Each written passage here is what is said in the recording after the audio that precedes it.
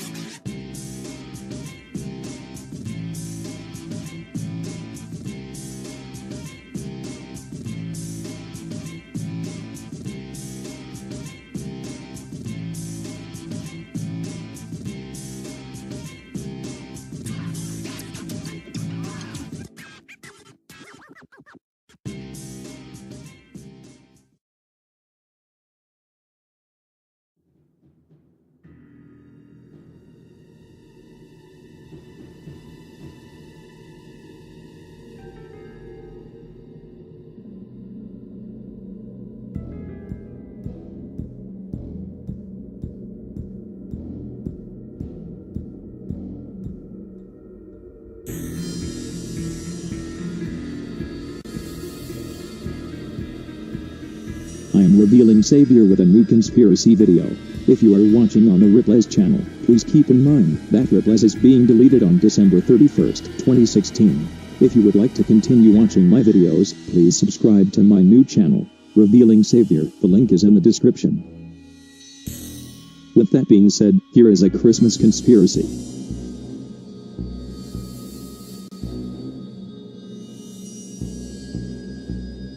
A 20-year-old murder.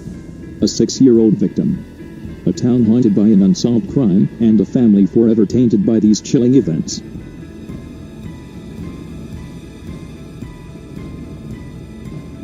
The Ramsey family was a high-profile family in the town of Boulder.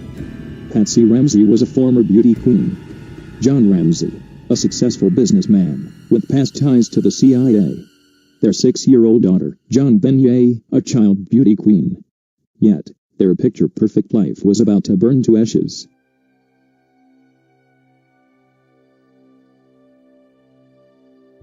In 1996, the Ramseys had their perfectly normal Christmas morning. They got up out of bed, opened presents, went visiting, and ended their day with Christmas dinner at a friend's. By the time the family returned home, Jon Benet was sound asleep. John carried her upstairs to her bed. It was the last time anyone would see her alive. One last Christmas night, before the life, as they once knew, would be gone. In the early morning hours of December 26, 1996, Patsy Ramsey placed a call to 911. She informed them that she woke up to find her daughter missing, and a ransom note on the stairs. Handling the case as a kidnapping, the police only secured the child's room, allowing the Ramseys' friends and Reverend into the home as well.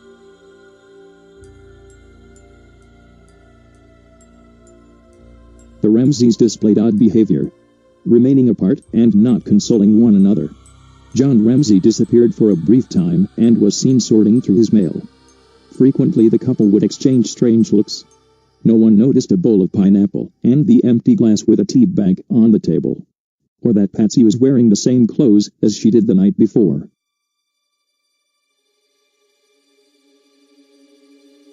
Eight hours later, the police suggested that John Ramsey and his friend search the house again. John went straight to the basement. When they entered the basement, the friend pointed to a broken window, with a suitcase suspiciously underneath. John confessed that he broke the window earlier that year, but claimed that he did not know where the suitcase came from. That suitcase should not be there. I do not know where it came from, is what John told.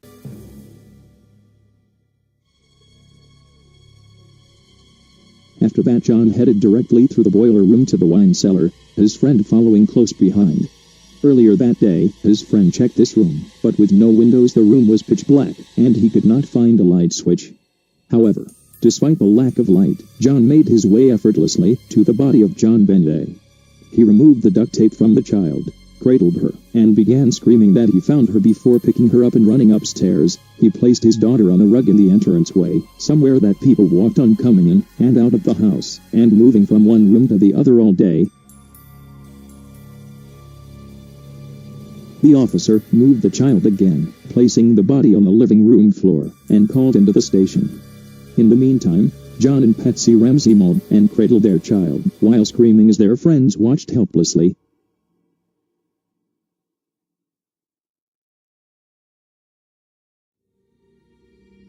Not even a half an hour after their daughter was found, Jon tried to flee town on a private jet with the remainder of his family.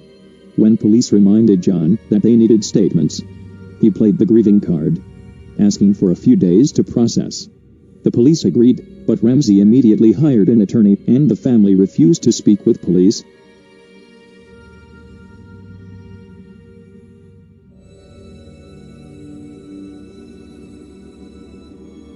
Instead addressing the media, which was a slap in the face to police, the police were now suspecting the Ramseys, and their suspicion grew when they were finally able to get statements and handwriting samples from the family. The ransom note came from a writing pad found inside the home. With this pad, practice notes had been found. The ink matched a pen that was also found inside the home. The note demanded the exact amount to the dollar of Jon Ramsey's Christmas bonus that year. Worst was that the handwriting matched Patsy's.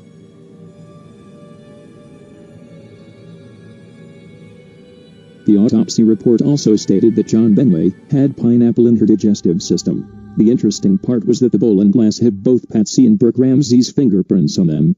When police confronted Patsy about the bowl of pineapple, she first stated that she did not know where it came from. The police mentioned that Jon Benet had ate pineapple before her death. Patsy suggested this was impossible, stating that Jon Benet was asleep before they arrived home. Jon gave a similar answer. Police confronted Patsy about the clothing she was wearing on Christmas night, and the fact she wore the same clothes the morning her daughter went missing. Patsy insisted this was normal for her to do in the morning.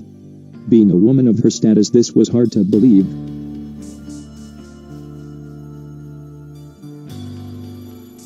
Once police were able to question Burke, they asked him if his mother normally left food lying around the house for long periods of time.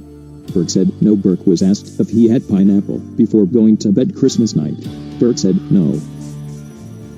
He was also asked if his mother frequently wore the same clothes more than one day. Again, Burke said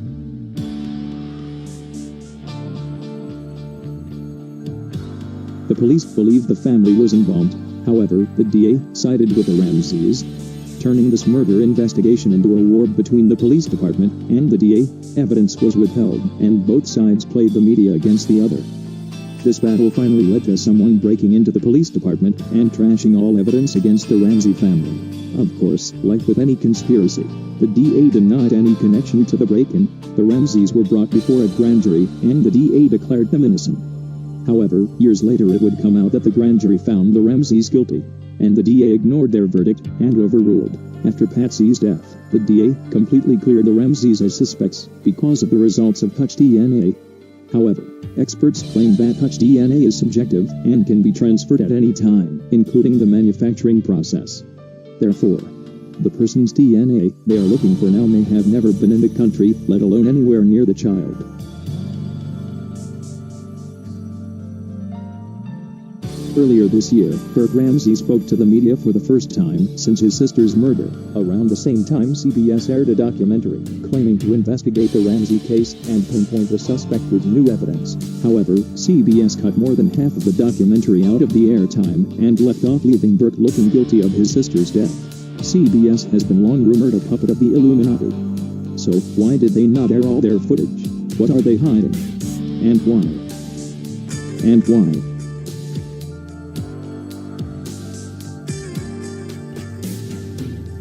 Almost 20 years later, a group of people on the internet believe they have figured it out. They claim that the reason the police and DA cannot find the killer is because Jon Benet never actually died. They believe that this conspiracy runs deep, and that Jon Benet grew up to be Katy Perry.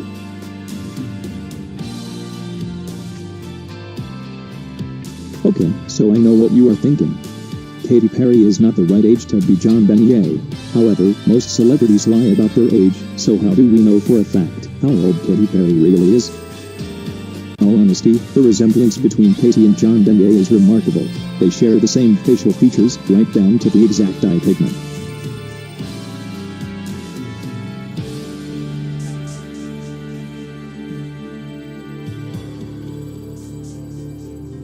When merged together, all these features match up perfectly.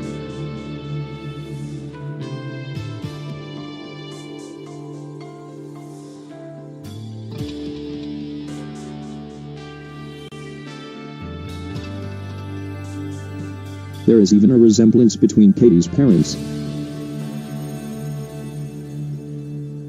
and the Ramseys.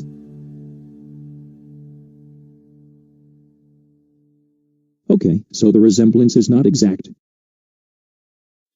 However, because of today's advanced technology, we know that makeup and movie magic can alter a person's appearance considerably.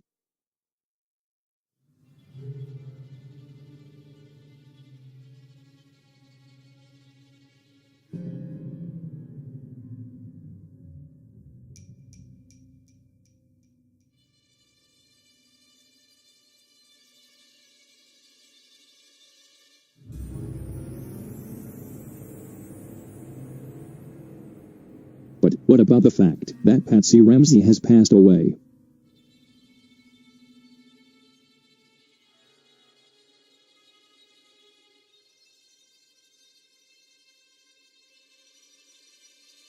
Don't forget that Jon Ramsey has remarried, and his wife could easily fill the role.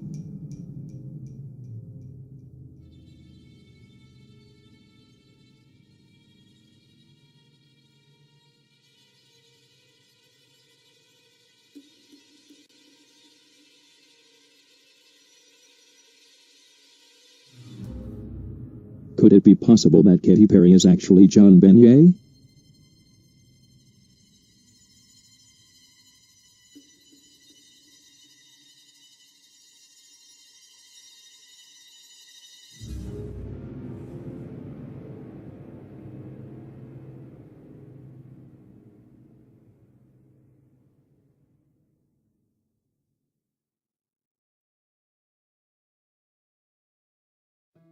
Let us know what you think.